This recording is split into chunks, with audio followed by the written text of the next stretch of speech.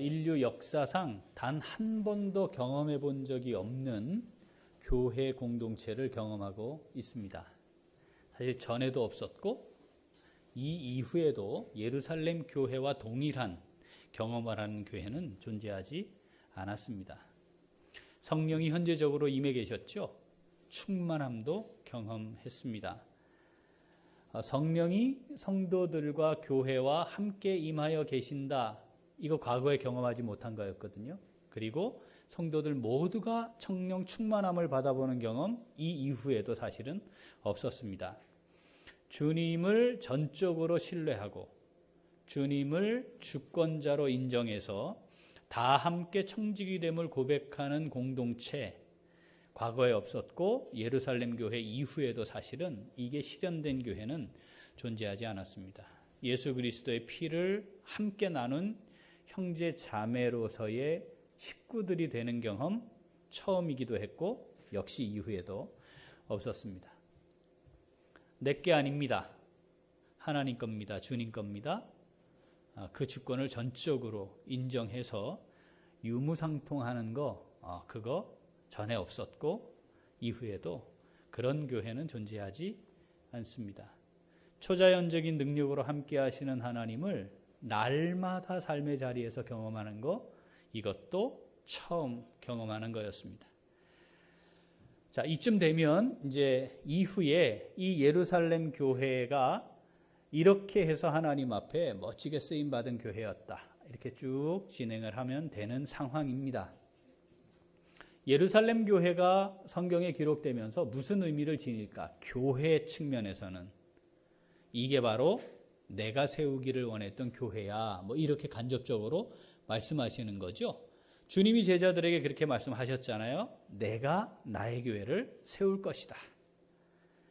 그러니까 예루살렘 교회는 주님이 세우기를 원하시는 교회의 모형이라고 말할 수 있습니다. 교회는 이런 곳이야. 이래야 해. 뭐 이런 거죠. 자, 4장까지의 모습을 보면 처음 경험하는 것이기도 하고 와, 어떻게 교회가 이룰 수 있을까 싶은 모습입니다. 그리고 4장 마지막 기록이 바나바가 재산을 다 팔아서 사도들의 발 앞에 두었다. 자, 이렇게 해서 소위 예루살렘 교회의 모습이 전적으로 하나님의 현재적인 역사의 도구가 되면서 그 임하심을 경험하는, 충만을 경험하는 모습. 그래서 그 호랑이의 눈에 딱 눈동자를 찍는 그 마지막 기록으로 4장이 딱 끝났잖아요. 화룡점정 딱 했습니다. 이제부터 예루살렘 교회가 이렇게 성장을 하고 이렇게 복음을 위해 이렇게 쓰임받았다. 역동적인 역사를 했다. 뭐 이런 기록이 쭉 가면 될 것 같은데 새로 시작한 5장, 오늘 우리가 읽은 본문입니다. 잘 알고 있는 사건이기도 합니다. 주님이 세우기를 원하셨던 교회는 이런 거야. 이 말씀을 하시고 계시는 건데 이 아나니아 삽비라의 사건을 왜 기록을 하셨을까? 사건이 일어났어도 성경이 예루살렘 교회의 모든 사건을 다 기록하는 게 아니지 않습니까? 그렇죠. 그러니까 하나님의 의도를 가지고 하나님의 의도가 담겨서 이 성경이 기록이 되고 하나님은 말씀하고자 하는 것을 성경으로 기록하게 하시는데 이렇게 쭉 예루살렘 교회가 쭉 잘 하나님 앞에 쓰임받는 모습만 기록을 하시면 좋았을 것 같은데 막 잘 나가고 있는 이 와중에 이거 기록 안 했으면 어땠을까? 성경을 읽고 예수를 믿게 될 텐데 앞으로도 이 성경 위에 교회가 세워질 텐데 이런 사건은 기록 안 했으면 더 좋지 않았을까 싶은 사건을 우리가 지금 읽게 되었습니다. 이런 거죠. 앞으로 세워질 이 땅에 세워질 교회는 이런 곳이란다. 이럴 수 있는 거란다. 완전할 수 없는 거란다. 이런 모습이 언제든지 교회 안에 나타날 수 있는 거란다. 이걸 함께 말씀하시는 거죠. 우리가 세우고 싶은 교회는 어떤 교회일까? 우리가 세워가야 할 교회는 어떤 교회일까? 그리고 우리가 앞으로 교회를 세워감에 있어 어떤 문제들을 경험하게 될까? 그리고 나는 그 중에 어떤 성도로 있게 될까? 뭐 이런 여러 가지를 하나님은 사도행전 5장에 이 사건을 기록하심으로 우리에게 말씀하시는 거죠. 그래서 아나니아 삽비라 사건을 우리가 좀 살펴보게 될 텐데, 오늘 그 첫 번째로 아나니아와 삽비라, 중심은 아나니아에게 있고요. 이 교회를 세워가는 사람들, 성도들, 지체된 우리들에게 동일하게 일어날 수 있는 이 사건에 담긴 의미, 우리가 함께 찾아보려고 합니다. 사도행전 5장 1절 같이 읽어봅니다. 아나니아라 하는 사람이 그의 아내 삽비라와 더불어 소유를 팔아. 자, 이름이 거명되는 게 두 번째입니다. 그 전에 사도행전 2장과 4장에서 이미 자기의 재산을 팔아 가난한 사람들의 필요를 따라 나눠 주었다는 기록이 있습니다. 아무도 자기의 것을 자기의 것이라 하지 않았다. 그리고 나눠주는 것이 있었습니다. 모든 사람이 다 자기 재산을 팔았던 건 아니죠. 그런데 팔아서 나눠주는 사람이 있었고, 바나바가 그 중에 한 사람이었음을 우리가 살폈습니다. 그렇죠. 이름은 바나바 한 사람이 처음 등장했고, 이제 두 번째로 등장하는 사람이 아나니아 삽비라, 아나니아 부부입니다. 왜 팔았을까요? 왜 팔았죠? 의도가 있지 않았겠습니까? 특별한 일, 아주 특별한 일은 아니지만, 왜냐하면 그 다른 사람들이 또 있었으니까. 그런데 여기에 의미가 있었던 것은 분명해 보입니다. 어떤 의미일까요? 나도 팔아서 이렇게 하면 좋겠다. 하나님을 향한 전적인 헌신의 의미가 담겼을 수도 있고, 또 하나는 이렇게 행하면 그 다음 내게 돌아오는 뭐가 있다라는 생각이죠. 자기의 소유를 다 파는 것은 분명 신앙적 결단입니다. 예루살렘 교회가 신앙 공동체였기 때문에 가능한 거였죠.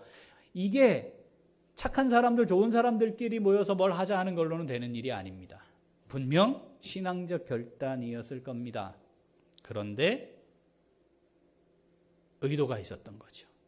하나님께 전적인 헌신 외에. 자, 2절 같이 읽어봅니다. 그 값에서 얼마를 감춤해 그 아내도 알더라. 얼마만 가져다가 사도들의 발 앞에 두니.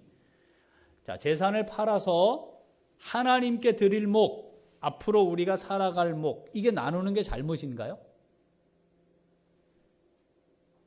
잘못 아닙니다. 그럴 수 있잖아요. 우리가 그렇게 살고 있잖아요. 그렇지 않나요? 이 상황에서도 재산을 다 팔아서 이만큼은 하나님께 드리고, 교회를 위해, 가난한 자들을 위해 드리고, 이만큼은 내가 지금 이 재산이 이만큼 있지만 다 필요한 건 아니니까, 또는 우리가 기거할 곳을 마련하고 우리도 기본 생활을 해야지, 이렇게 하면 문제입니까? 이 잘못하는 건가요? 그렇지 않을 겁니다. 뭐가 문제였다는 겁니까? 얼마를 감추었다는 데 문제가 있습니다. 여기에는 아나니아와 삽비라 부부의 이름이 등장을 합니다. 혼자서 일방적으로 결정한 건, 아나니아가 일방적으로 결정한 건 아니었던 것 같고, 당시의 상황은 여자는 사람 취급 못 받는 시대였음에도 불구하고 같이 의논한 것으로 보아 아주 건강한 가정이라고 볼 수 있습니다. 의논했고 결정했습니다. 그리고 팔아놓고 난 다음에 얼마를 감추는 것까지도 같이 상의한 것으로 성경은 나타나 있습니다. 왜 감추었을까요? 그냥 나누었으면 될 건데, 하나님께 드릴 거, 내가 쓸 거, 이랬어도 됐을 건데, 의도가 있었다는 얘기죠. 감추었다는 것은 그것을 담고 있는 겁니다. 자, 3절 같이 읽죠. 베드로가 이르되 아나니아야, 어찌하여 사탄이 내 마음에 가득하여 내가 성령을 속이고 땅값 얼마를 감추었느냐. 그래서 가져왔는데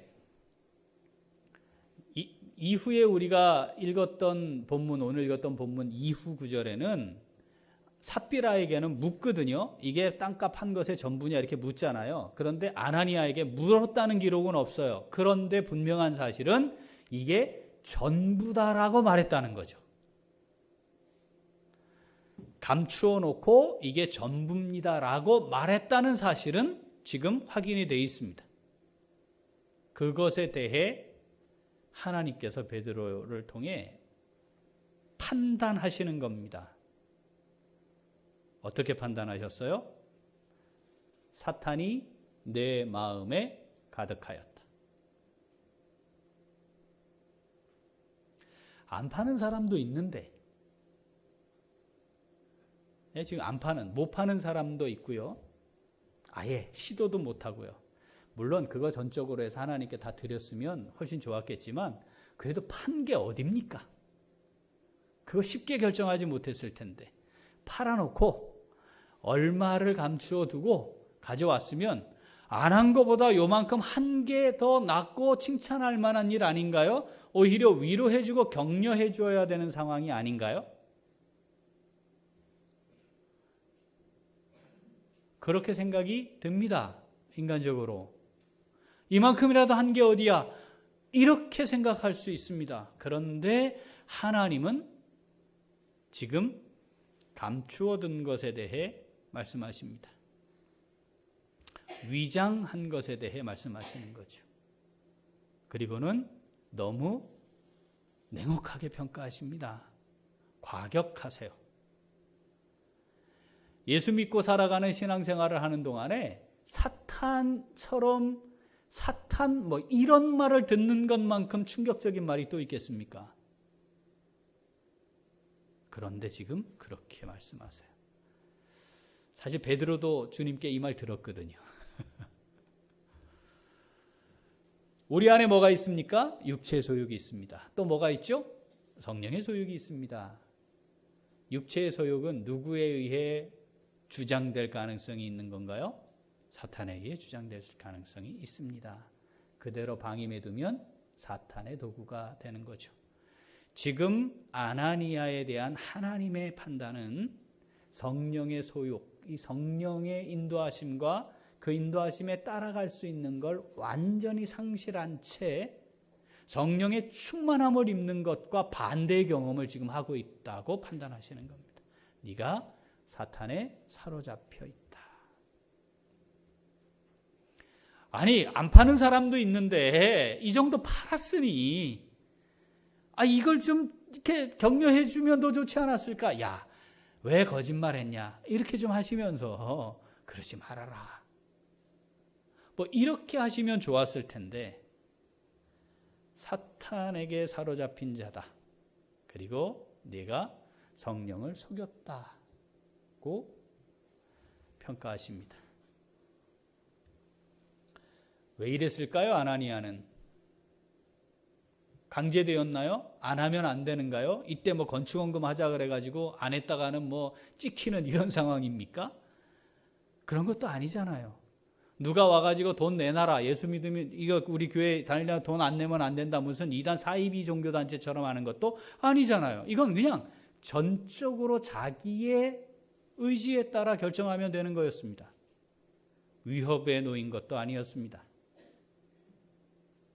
문제는 아나니아가 가졌던 의도, 기대하는 게 있었다는 거죠. 5장 4절 같이 읽습니다. 땅이 그대로 있을 때에는 내 땅이 아니며 판 후에도 내 마음대로 할 수가 없더냐. 어찌하여 이 일을 내 마음에 두었느냐.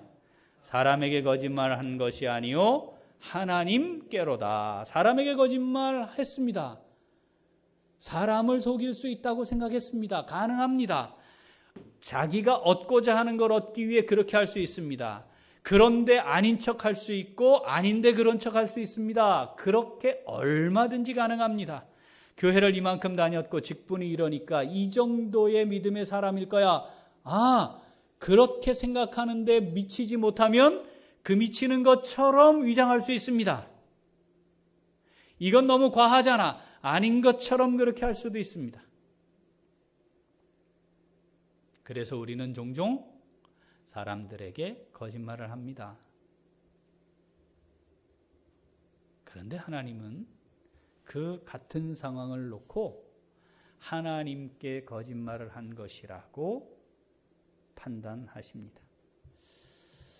사랑하는 우리 식구들, 자, 이 상황에서 내가 하나님이면 어떻게 했을 것 같습니까? 어떻게 해요? 어떻게 해요? 다 일러야지. 아나니아야, 너 왜 그랬냐? 너 왜 그랬냐? 그래, 내가 네 마음 안다. 그래, 사람들에게 인정받고 싶겠지. 그래, 내가 네 마음 안다. 근데 이건 아니잖아.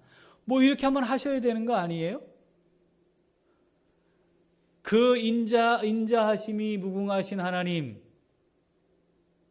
오래 참으시는 하나님이 기회라도 한번 줘야 되잖아요. 야, 다시 물어볼게. 잘 대답해라. 그렇잖아요. 하나님 속일 수 있잖아요. 그럴 수 있잖아요. 그러면 한 번 더 기회를 주셔야 되는 거 아니에요? 자, 5장 5절 읽어봅니다. 아나니아가 이 말을 듣고 엎드러져 혼이 떠나니 이 일을 듣는 사람이 다 크게 두려워하더라. 젊은 사람들이 일어나 시신을 싸서 메고 나가 장사했다. 이렇게 기록합니다. 거짓말 하나님께 했다. 그리고 그냥 죽이셨어요.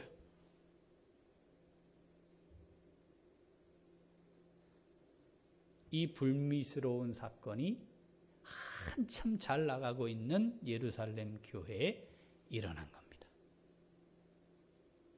하나님 우리에게 이 사건을 읽히시면서 우리에게도 지금 말씀하시는 거죠.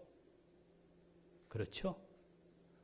이게 뭐 동화 같은 이야기 이런 거 있었어 하고 말씀하시는 게 아니고 오늘 이 말씀을 통해 내게 말씀하시는 중입니다.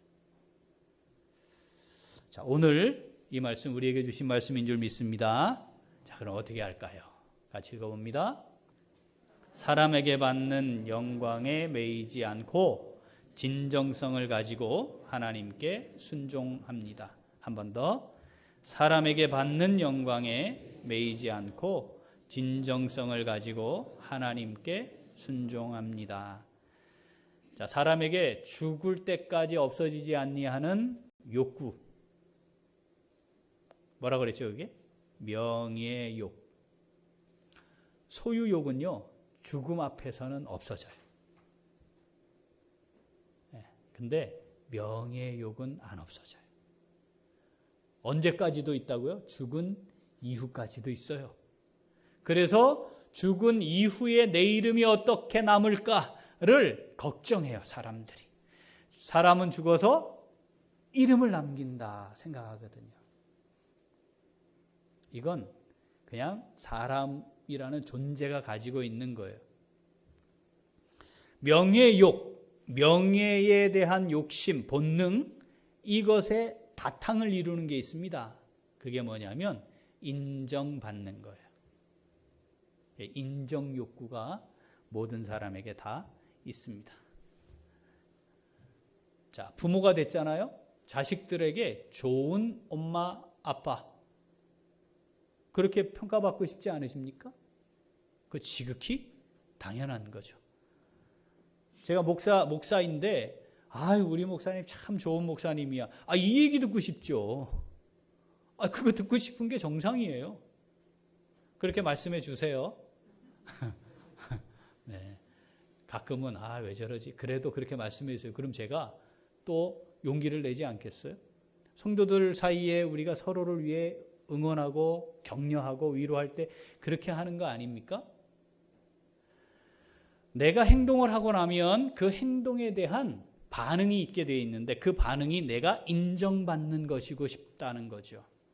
근데 문제는 내가 한 거에 대해 인정을 받는데 내가 가로 해놓고는 답은 나가 되기를 원하는 경우가 있어요. 자, 그러면 우리 어떻게 해야 돼요? 근데 가로 했는데 상대가 가로 답을 해요. 그럼 어떻게 해야 돼요? 내가 기대한 건 나인데. 그러면 나로 나는 답해주기를, 반응해주기를 원했는데 가로 답하는 사람을 작사를 내야죠. 도대체 말이야, 인간이 저게 문제가 있는 거라고 그래야 되죠. 그게 아니고 왜 이게 가로 답이 왔지? 문제가 뭐지? 이걸 살펴야 돼요. 왜 내가 생각하는 것과 다르지? 문제가 뭘까? 나를 돌아보는 게 필요하죠. 이게 안 되는 사람들이 꽤나 있습니다. 내가 한 대로 반응이 오는 게 일반적입니다. 일반적이에요. 그러니까 나는 어떤 수준인가 객관적으로 판단하고 싶다면 함께 하고 있는 사람들이 나를 어떻게 인정하고 있나를 살피면 되는 거죠. 내가 어떻게 살고 있는지에 대한 결과물이 바로 어떻게 인정받느냐입니다. 객관적으로 나를 돌아볼 줄 알고 성숙한 사람들은 이걸 잘 하게 되어 있어요. 성숙하지 못한 사람들은 저 사람이 내가 기대하는 대로 반응하지 않는 것에 대해서 분노하는 거죠. 그러면 또 거기에 어떤 바이러스가 코로나보다 독한 바이러스, 네? 섭섭 바이러스, 그게 이제 또 일어나면 난리가 나는 거죠. 자, 이건 사람에게 받는 인정입니다. 또 하나는 있어요. 이것만 있는 게 아니에요. 신앙생활을 하는 사람들에게 있어 또 하나가 있습니다. 그게 뭐냐면 하나님께 인정받는 겁니다. 사람에게 인정받는 거 사실 이건 확인하는 게 어렵지 않잖아요. 우리가 함께 사람들과 소통이 되니까. 그런데 하나님께 인정받는 건 즉각적인 소통이 이루어지지 않는 경우들이 많습니다. 확인되지 않는 경우들이 많아요. 그래서 우리는 가끔 하나님께는 내가 인정받고 있는 건가를 놓치고 사는 경우들이 꽤나 있습니다. 아나니아처럼. 눈에 보이는 사람들은 의식할 줄 알고 어떻게 해야 될지도 알고 준비도 잘하고 교묘하게 위장도 해요. 그런데 동시에 하나님께도 인정받아야 한다는 걸 놓쳐서 지금 아나니아처럼 하나님의 책망을 받아야 하는 상황에 놓이게 되는 경우들이 있다는 겁니다. 이 두 가지, 자, 사람에게도 인정받고 하나님에게도 인정받고, 이 둘이 조화를 이루는 경우들이 대부분입니다. 다시 말하면 사람에게 인정 못 받는데 하나님께 인정받는다, 이건 드문 일이에요.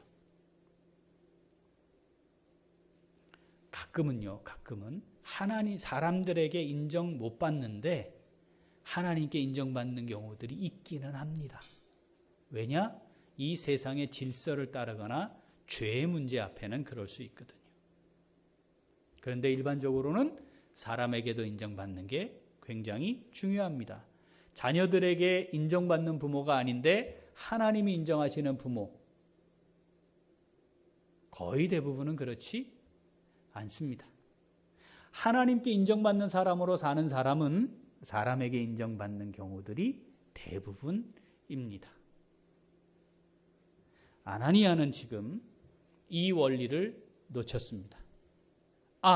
이 순간 내가 하나님께도 이렇게 하는 것이 인정받는 거지. 하나님도 이것을 보고 계실 거야. 이걸 놓친 거죠. 신앙생활을 하면서 그럴 수 있다고 주님이 말씀하셨습니다. 그리고 아주 분명하게 이 부분을 경고하셨습니다. 마태복음 6장 1절 같이 읽어볼까요? 사람에게 보이려고 그들 앞에서 너희 의를 행지 않도록 주의하라. 그리하지 아니하면 하늘에 계신 너희 아버지께 상을 받지 못하느니라. 아멘. 사람에게 인정받는 것만 의식을 해서 위장하는 겁니다. 사람들에게 보이게 하려는 겁니다. 예측 가능하니까요. 이렇게 하면 나는 믿음이 좋은 사람으로 인정받을 수 있어. 이렇게 하면 나는 적어도 아, 저 사람 참 믿음으로 살려고 애쓰는구나. 이렇게는 인정받을 수 있을 거야. 내가 이만큼 하고 있다는 거 보여주고 싶어. 뭐 이런 거죠. 주님이 경계하라고 경고하셨습니다. 사람에게 보이려고 하지 말아라. 사람의 반응을 의도하고 하지 말아라. 이렇게 하면 나를 어떻게 생각할까 저 사람들이. 그러니까 적어도 나는 이렇게 해야 되겠어. 하지 말아라. 그거 하기 전에 은밀한 중에 보시는 하나님이 계심을 놓쳐서는 안 된다라는 겁니다. 그리고 이 마태복음 6장에 구제하는 거, 기도하는 거, 금식하는 것이 실제 예로 기록이 되어 있습니다. 아이고, 저분은 정말 이웃을 내 몸처럼 사랑하라 하신 그 말씀대로 사는 분이야. 이거 신앙생활하면서 높임 받는 거죠. 아유, 저분은 정말 기도를 많이 하시는 분이야. 그래서 믿음이 좋은 사람인 것처럼 인정받는 거죠. 이야, 저 사람은 하나님 앞에 사생결단하면서 하나님 앞에 경건한 삶을 살려고 금식하는 분이야. 우리하고는 차원이 달라. 사람에게 보이려고 하지 말아라. 신앙생활을 하면서 그렇게 사람들의 평가와 사람들의 인정받고자 하는 욕심이 우리 안에 들어온다는 겁니다. 들어옵니다. 들어오죠? 목사가 돼가지고 이렇게 하면 되나? 그거 다분히 그런 가능성이 있는 거예요.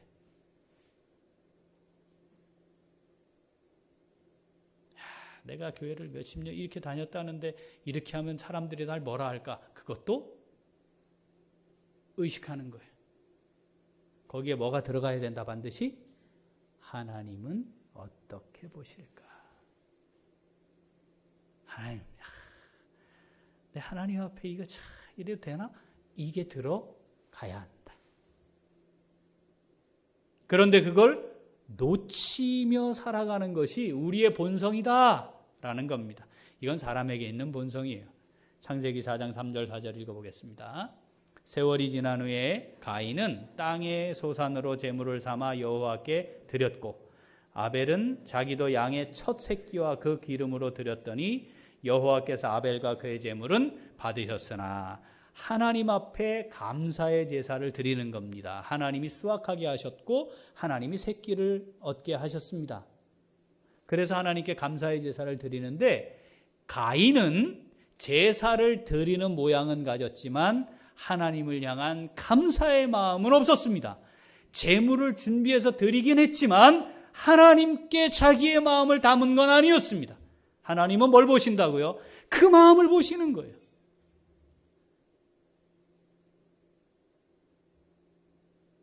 그래서 성경은 이걸 정확하게 비교를 해놓습니다.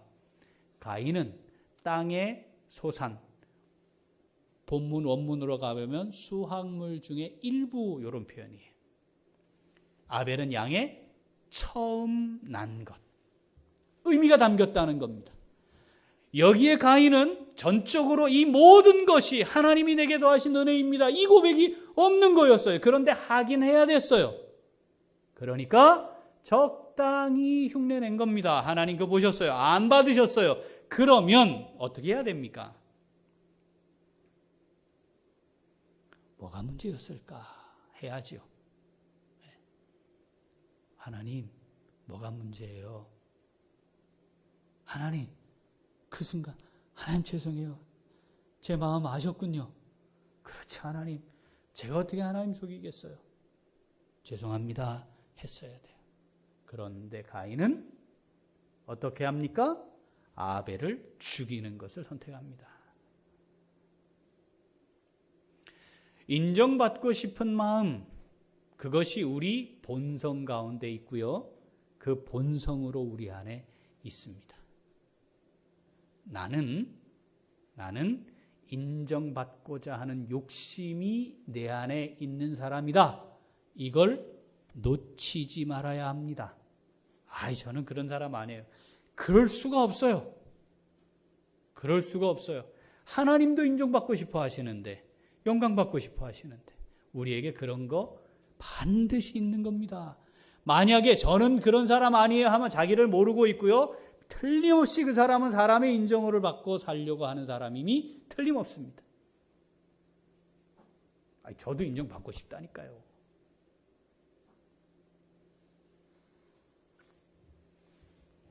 문제는 이게 익숙해지는 겁니다.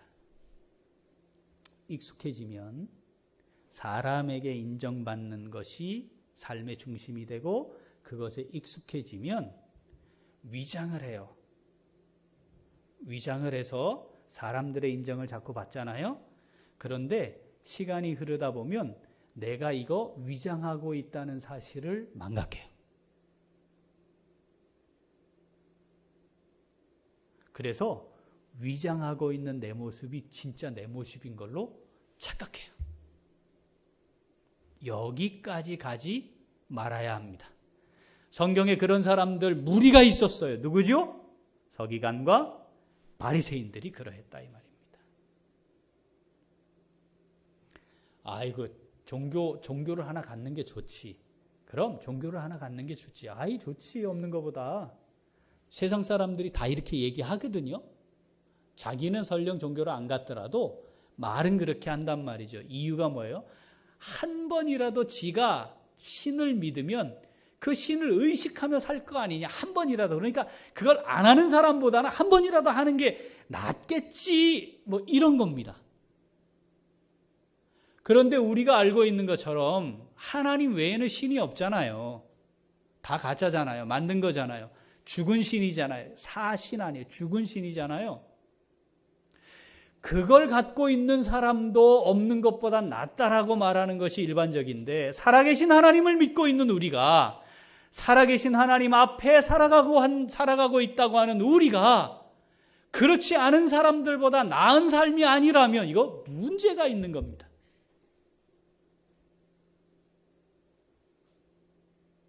누구의 인정을 받기를 원하십니까? 교회 생활을 하는데 목사의 인정 받으셔야 해요. 아니에요? 교인들 사이에 인정받아야 합니다. 그거는 제대로 못하는데 하나님께 인정받는다? 그거 어려운 걸걸요.